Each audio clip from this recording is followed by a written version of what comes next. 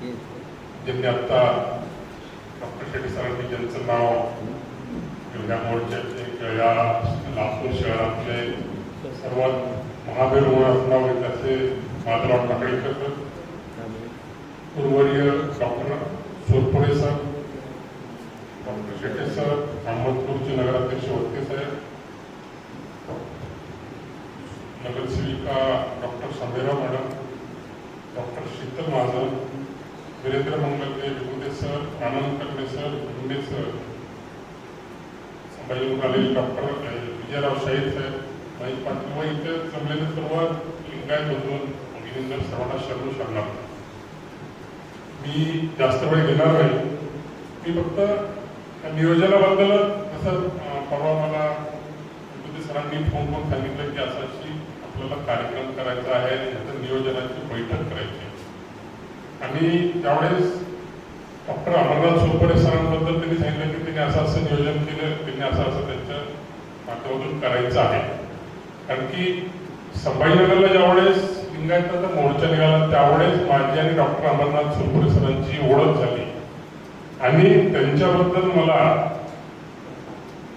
अरविंद जत्ती साहेबांनी खूप काही सांगितलं की अरविंद जत्ती साहेब पण त्यांना इतकं मानतात आणि त्यांचं आपल्या दृष्टीने योगाबद्दल खूप मोठं कार्य आहे आणि ते कार्य फक्त आपल्या मराठवाडा, महाराष्ट्र, कर्नाटक नाही तर पूर्ण जगभरात त्यांचं कार्य आहे.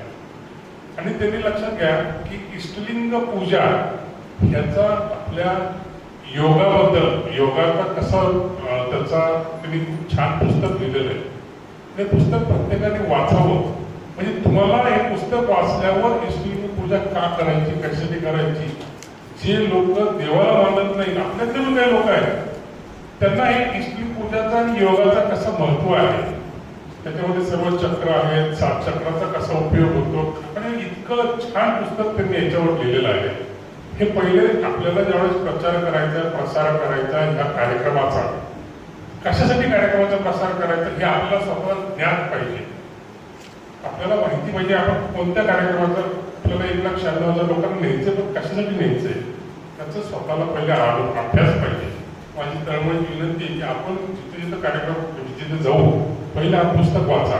तुमच्या लक्षात येईल आपली इष्टलिंग पूजा आणि याचं महत्व काय हे तुम्हाला लक्षात येईल. सर जसं आपल्याला हा कार्यक्रम करायचा आहे तर पूर्ण महाराष्ट्रातून आपल्याला कशी लोक न्यायचे, किती न्यायचे, त्याचं प्रत्येक गाव पातळीवर आपण एक नियोजन करावं लागेल. नियोजन इतकं सूक्ष्म झालं पाहिजे की संभाजीनगर असेल आणि आपल्याला पहिले आपल्याकडे बऱ्यापैकी यादी आहे की महाराष्ट्रामध्ये मराठवाड्यामध्ये लिंगायत बहुबल गाव किती आहे त्यांना पहिले फोकस करणं महत्वाचं आहे. कारण की ज्या ठिकाणी लिंगायत लोकच नाही तिथे जाऊन उपयोग नाही, तिथे फोकस करून उपयोग नाही. संभाजीनगरमध्ये किती तालुके आहेत लिंगायताचे, नांदेडमध्ये किती आहेत, लातूरमध्ये किती आहेत, धाराशिवमध्ये किती आहेत, अशा प्रत्येक ठिकाणी आपल्याला त्याचं नियोजन करावं लागेल. कारण की हा आकडा फार मोठा आहे आणि ह्या आकड्याला परत आपण जर पोहोचलो हा फार मोठं काम होणार आहे. म्हणजे त्याचं तुमचं रेकॉर्ड वर्ल्ड रेकॉर्ड होईल एवढा मोठा कार्यक्रम झाला पाहिजे. कारण की खरंच पाहिलं तर आता सरांनी सांगितलं की विभूते सरांनी सांगितलं की आपल्या सर्व शरणांचं त्या ठिकाणी हिंदी सरांनी सांगितलं शरणांचं त्या ठिकाणी काय काय आपल्या तिथं बसव भारत उत्सव जिथं होणार तिथं पूर्ण जगातल्या मोठमोठ्या लोकांचे तिथं आहे आणि हे आपलं इतकं मोठं काम तिथं आपल्याला होईल. आपण लिंगायताचे लोक आम्ही संभाजीनगर यासाठी चर्चा करतो, महात्मा जयंतीच्या माध्यमातून आम्ही बाहेर ठिकाणी फिरतो. लोकांना कुडल संगम अजून कधी गेलेलं माहिती नाही. आपल्यातल्या लोकांना कुडल संगम पण माहिती नाही, जगत माहिती नाही. माझ्यावर एक मागच्या वर्षी सरांना आम्ही फोन केला होता, माधवरांना पण बोललो होतो. सर मी वीरेंद्र मंगलके ज्यावेळेस आपल्याला संभाजीनगरला आम्ही मंगलके साहेब जे आहेत त्यांनी त्यांच्या शब्दामध्ये महात्मा बसवेश्वरांचं आंबोमंडप स्थापन केलं. खूप मोठा कार्यक्रम झाला होता. त्याच्या आधी पूर्ण आम्ही कर्नाटकमध्ये जाऊन फिरून आलो की आपले काय काय स्वतःचे स्थळ तर माहिती पाहिजे, आपले कुठं कुठं काय काय आहे. त्या लोकांना तिथं गेल्यावर त्या लोकांनी जसं कामं केले की गदगला खूप चांगलं झालेलं आहे. बसव कल्याणला आहे. बसव कल्याणला तुम्ही सांगितलं, तुम्हाला सोपळ सरांनी सांगितलं की तुम्ही इथे जा, आम्हाला माहित पण नव्हतं सर, तुम्ही सांगितल्यानंच आम्ही त्या ठिकाणी गेलो.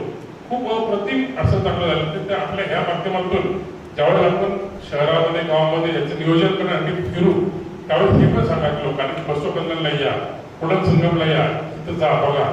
तर मला असं वाटतं की या नियोजनाच्या बाबतीत एकदम चांगल्या पद्धतीने नियोजन करू आणि हे आपल्याला हा एक मार्ग आहे की नियोजन करताना आपल्या धर्माचा, आपल्या महात्मा बसवेश्वरांचा याच्या माध्यमातून प्रचार पण होईल.